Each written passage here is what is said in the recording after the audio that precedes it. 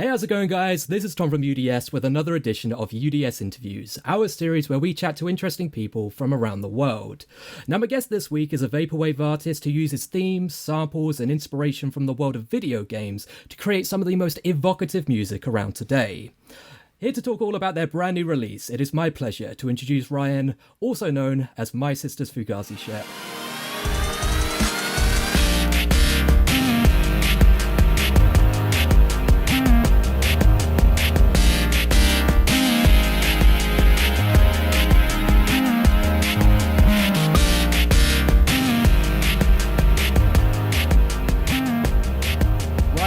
How the devil are you doing in these strange times that we live in? I'm doing well. Thanks for having me. It's always fun to talk music. I'm glad to be here. Strange is the part of the best way to describe what's going on right now in the world. It certainly is. And you've definitely been keeping creative during these times, and we'll get into that in just a little bit. But before we get into, the professional side of you in terms of music, I want to get to know the real you. And the way to do that is by asking the hard-hitting questions. And that is, okay. If you were a type of sandwich, what kind of sandwich would you say best represents you as a person? Oh, well, that's a good question because I like sandwiches a lot. I'd probably have to say an Italian hoagie. Interesting. What's the thought behind that? Well, probably my favorite type of sandwich growing up. I grew up in a smaller town with a lot of like local family eateries, and they had really great sort of homemade sandwiches. So like, spicy ham, peppers, keep it simple, good bread. I mean, you sound delicious. You definitely sound delicious. But as much as I could talk about sandwiches all day long, we should probably talk about music, because that is why you're here. And that is your project, My Sister's Fugazi shirt, is really picking up quite a bit of steam. And, I see it in Bandcamp all the time. That's how I found out about you, was through Bandcamp recommendations. But before we get into your current releases, how did the project come about? What's sort of your musical journey that sort of led to My Sister's Fugazi shirt? So I've always did music-related stuff for, probably 15, almost 20 years now. I've been playing, guitar in bands, all that sort of fun stuff. My Sister's Fugazi shirt kind of started around 2017 and 2018 or so, just as I was kind of getting back into doing like solo recordings, doing lots of like bedroom acoustic stuff. Released a couple EPs. It was, kind of quiet, but, fun, just sort of something to pass the time. And then this whole sort of pandemic thing hit, and I always had an interest in like electronic music, and I always wanted to try getting into making it.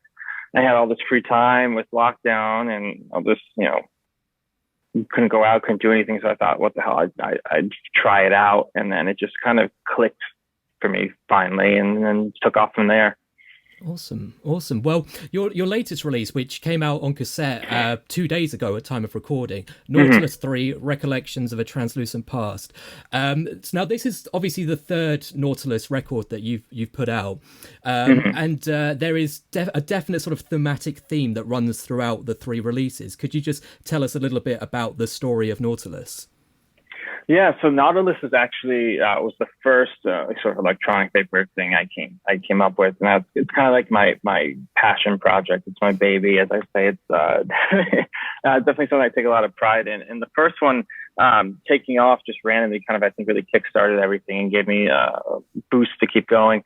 So all three of them together are very thematic. There's actually going to be a story sort of novella/zine coming out soon for it.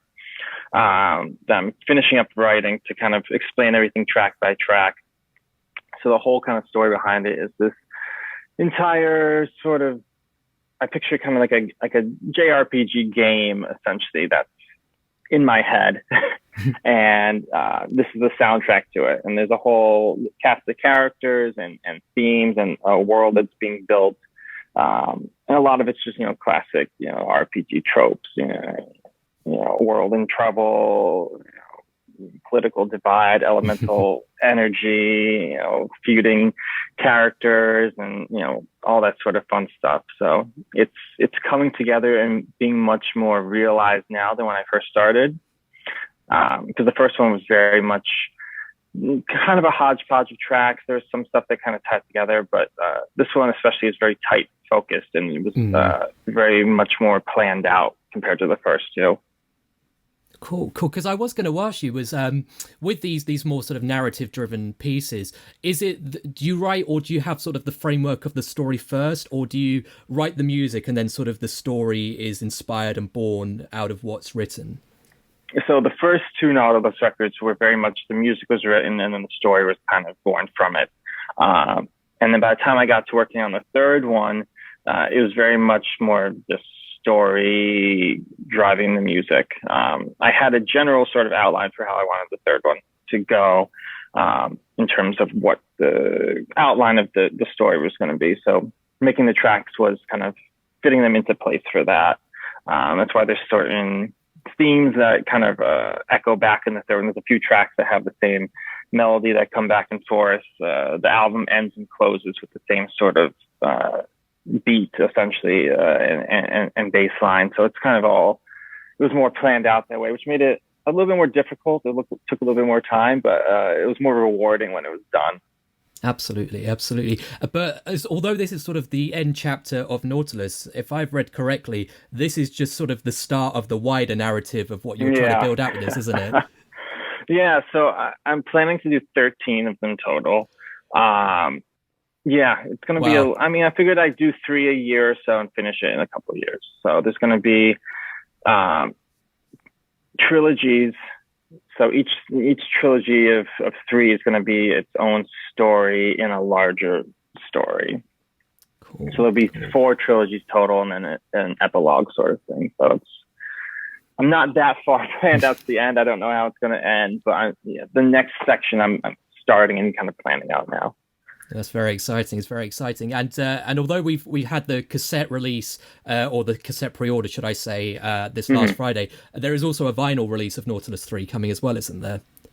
Yes, there is. I'm planning on doing it sometime in the spring. The Nautilus II release was back in the wintertime, fall, and that's getting shipped out to people in about a week or two. So once that's kind of out and people get all their copies, I'll get set up for the third one. There's been a huge demand for the first one back on vinyl, so I'm going to be doing a second pressing of that as well. That's a little bit more set in stone. That's probably going to come first. Well, as someone who, has, to my shame, only really sort of discovered your music in the past sort of 3 or 4 months, having repressings is a godsend. I've seen some of your stuff on resale for crazy money. And I suppose that's the trade-off of being, very DIY and having limited releases, is that you're going to find it online for crazy, crazy prices. Yeah, and then seeing all that stuff, I'm a huge vinyl nerd. I have a very expensive vinyl collection. It's, my music has been a huge part of my life. So I know what the struggle is in terms of trying to get limited stuff. I know what it's like to be a fan and see stuff sell out and go for crazy prices. And I don't want anyone to ever have to pay anything, crazy just to get something to listen to. So I'm going to try to keep all the vinyl in print at least, regularly. The Nautilus one had that crazy liquid one I did, and that was a whole other story. I've heard the pricing of getting it printed was insane in of itself. Yeah, they were very pricey. And I used a company called Plastic Cat, based in the U.S., he hand makes them essentially. So they're all, very handmade, very limited, hard to make. I would love to do more liquid filled stuff like that in the future. Because people went crazy for it, but they're pricey, but it's fun, and Absolutely. Well, as a I'm a vinyl collector myself. I'm curious, what is sort of do you have like a holy grail item in your collection that is like your most coveted prize piece? Yeah, I have a few. I think one of my most prized is a copy of Leprosy by Death, original pressing that's signed by the whole band. Oh. That's amazing. Yeah, signed by Chuck and everyone, and that's one of those things I will never pass up because it's just like. I mean, yeah. I mean, unfortunately, you're never. I mean, no one's ever going to be able to get a full band signature on one of those records again. So that's insane. Oh, I'm very, very jealous. Do you keep it, locked away, or is it in like a display anywhere? Or how do you It's in a separate display area than the other records. Yeah, I kind of have a couple separate sections for the prized possession stuff. I don't touch that often. I want to keep nice. No, I fully endorse that. You got to look after your treasures. But speaking of Bandcamp and the limited release and I suppose the boom in Bandcamp, particularly in lockdown.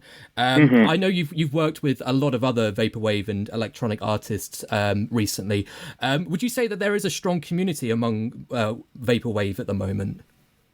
Yeah, definitely. I think the community aspect of it is fantastic, and that's what's really been such a driving factor, I think, in just helping me get my music out there, because everyone's been really supportive of each other.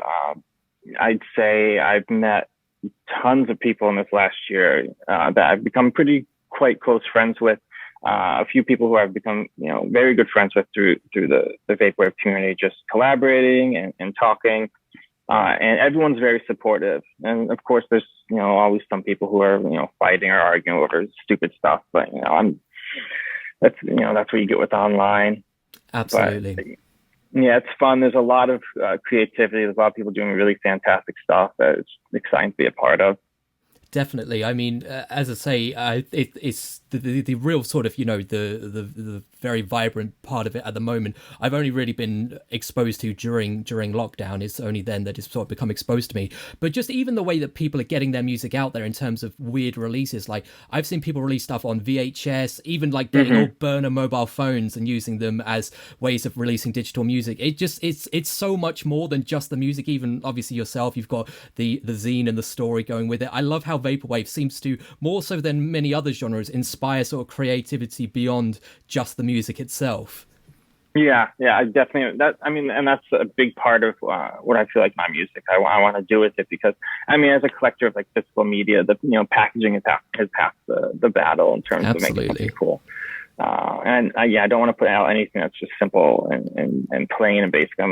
And the fact with this, you could do so many cool things with vaporwave. I mean, I've seen people do crazy stuff with some of the tapes, and you're saying the VHSs, and I would love to do like a video tech album one day. I mean, a friend of mine keeps offering to do it for me, so it's probably one of the things that probably will happen. But yeah, it's just really cool. See, for me to get that, not only would I have to obviously order the cassette, but I would also have to, or the VHS, should I say, I'd also have to get an NTC, whatever it is, American VCR player as well. So, but you know what? I'm just that kind of douchebag that might just do that.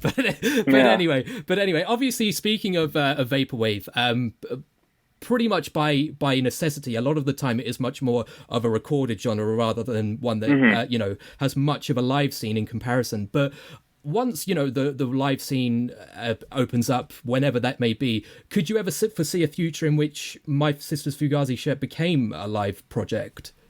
I would love to play live. Definitely some of the songs I don't know if I'd be able to, besides pressing a couple buttons and letting things loop. But in a lot of stuff, I try to incorporate piano and guitars and bass stuff that can can be translated into a live setting. Especially on the third Nautilus record, there's definitely a few songs that I've kind of mapped out how they would work playing with like a live full band. I would love to do that someday. So yeah, I definitely think it can happen when the time comes. I would definitely be open to it, and it would be fantastic to play live under this project and doing these songs. I mean, it was basically a loaded question to ask you to tour it over here in the UK, but maybe we'll cross that bridge when we get to it. But obviously we've touched on it a little bit about your future plans, and I appreciate 2021 is a very, very hard year to plan for at the moment, as was 2020.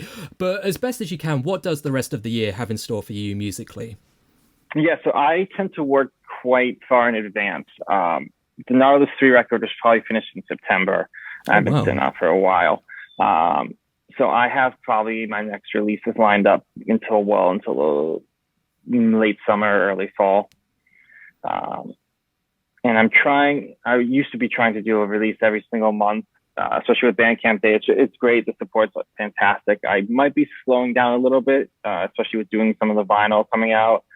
I don't want to overload people too much with too much merch and releases. So, but yeah, I'm well planned out for the rest of the year in terms of releases. Awesome. It's very exciting, very exciting. But another thing about lockdown has been that people have obviously had a lot more time to consume a lot of media. And naturally, there is quite a lot of crossover with your music and other forms of media. And here at UDS, we don't just talk about music. We talk about video games, movies, everything that we find interesting, we'll have a chat about. And I know you've kind of done it the way where you've written music for the game that you would have liked it to have been in. But I'm trying to sort of reverse engineer it. So if there was, if you could have your music as the soundtrack to anything, whether it be a game that exists or a movie or just anything a bit more abstract than that, what would be your dream thing for My Sister's Fugazi shirt to be in the soundtrack too? I've definitely thought about this, and it's kind of like my end goal would be to have a song in a video game. Would be like my, I would feel like, okay, I'm done. I've reached the peak of what I need to do. Obviously, getting music into like Final Fantasy or something, it would be like, the top goal. But I mean, just getting onto any sort of game soundtrack would be, ideal and just a dream come true. Because the thing is there is such a, much like indie music, I feel like there is a huge boom in indie gaming over the past probably decade now as well. Have you ever sort of, had any interaction with any sort of developers or studios or publishers to perhaps make something like this happen? Has there been any sort of conversations at all? There hasn't been yet. I haven't reached out to anybody or looked into it, which is something I probably should do and probably maybe pitch something and see what happens, because there's no harm in trying. Of course. But yeah, no one's reached out yet, but you never know. Well, I mean, I feel like it's only a matter of time because, as you say, it is sort of custom made for that's kind of stuff. But that is basically it for the questions that I have for you today. We have one more final question, which is our traditional final question. And it is about as silly as most of the other questions I ask, so forgive me in advance. But right. we are Upside Down Shark, and don't ask me why we're Upside Down Shark. It is a name we thought up many moons ago, and we're in way too deep to change it now. But with that in mind, what is your favorite shark? And it could be real, it could be fictional, it could be a shark from a movie or a game, or it could be a shark from real life. But what would you say your favorite shark is? Oh, hammerhead shark. Good choice. Because that is a creature that looks like no other animal. I mean, it doubles up as an animal and a tool. So I mean, that's 2 for 1. Absolutely, yeah. Absolutely. Good way to put it. Great choice, not just because it's our logo as well. But anyway, Ryan, it's been an absolute pleasure chatting to you today. Thank you so much for your time. Thank you again for having me. Pleasure is all mine.